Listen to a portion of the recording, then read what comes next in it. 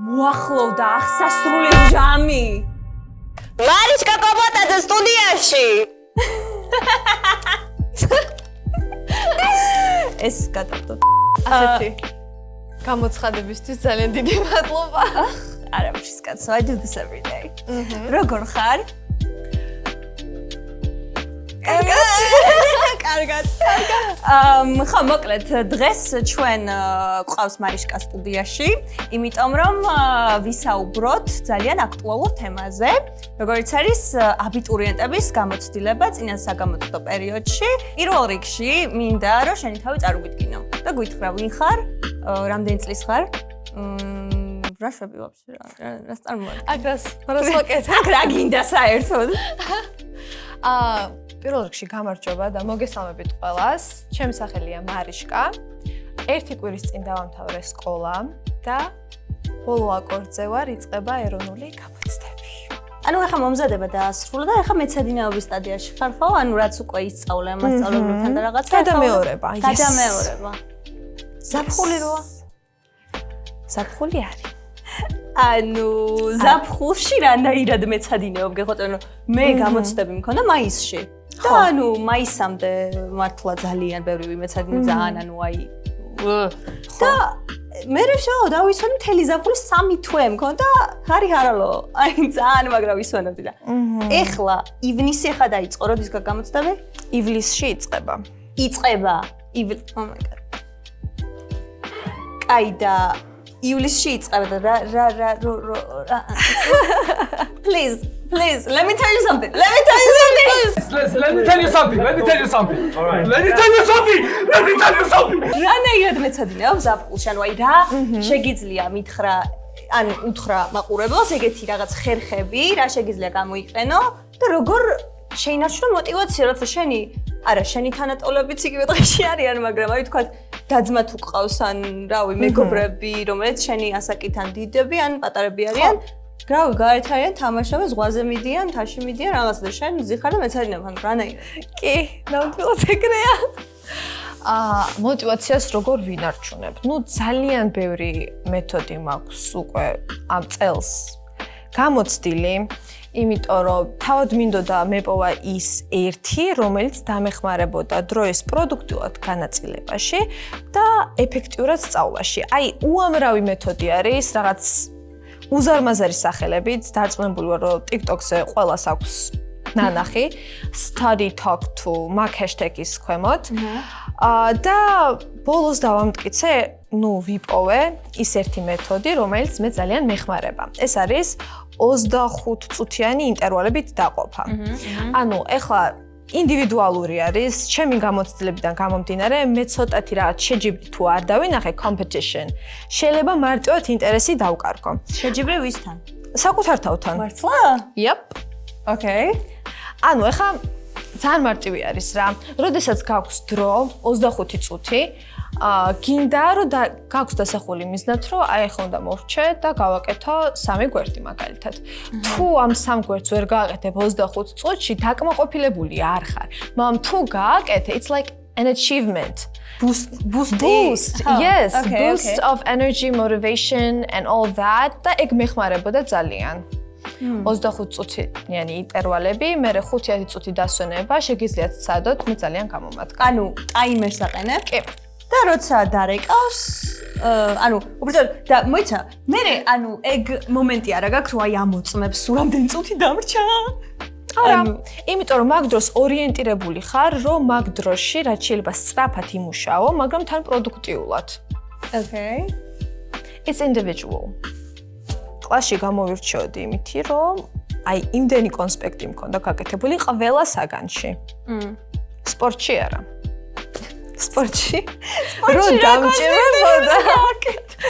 დამჭირებოდა გავაკეთებდი. კონსპექტები სპორტში რა შეიძლება გააკეთო. ესე იგი, ახტომის დროს უნდა გავითვალისწინო ეს სიმაღლე. არტავი. კაი. мотиваცია ყველაზე მეტად მიჭირდა ზამთარში. ზამთარში? სიცივეში, იმიტომ რომ ყოველთვის მინდოდა თბილად ყოფილიყავი. ჩემთვის შეყოსული. დამეძინა როგორც დათვს. ამიტომაც ზაფხულში ისე ძალიან არ მაქვს мотиваციის პრობლემა, როგორც ზამთარში.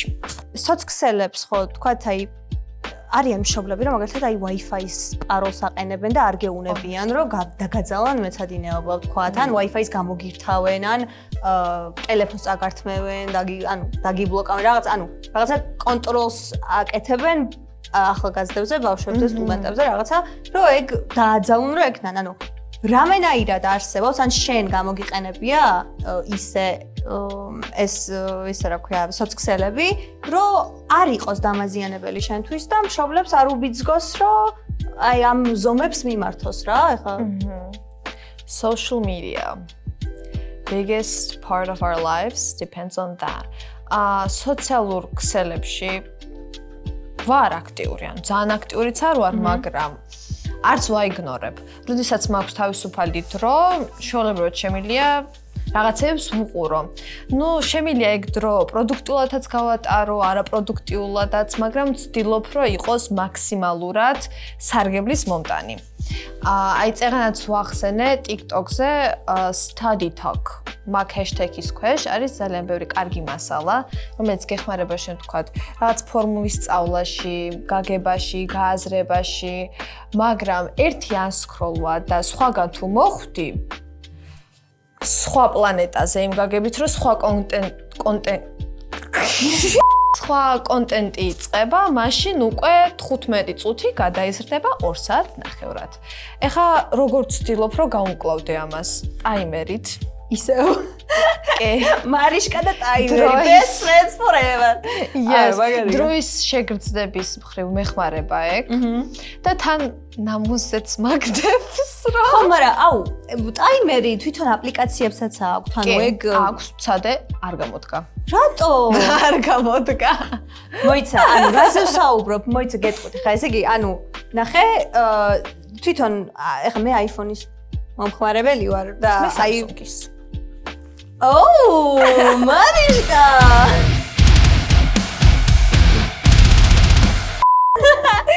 ანუ вообще polar opposite ხალხი გავიჩნდეთ.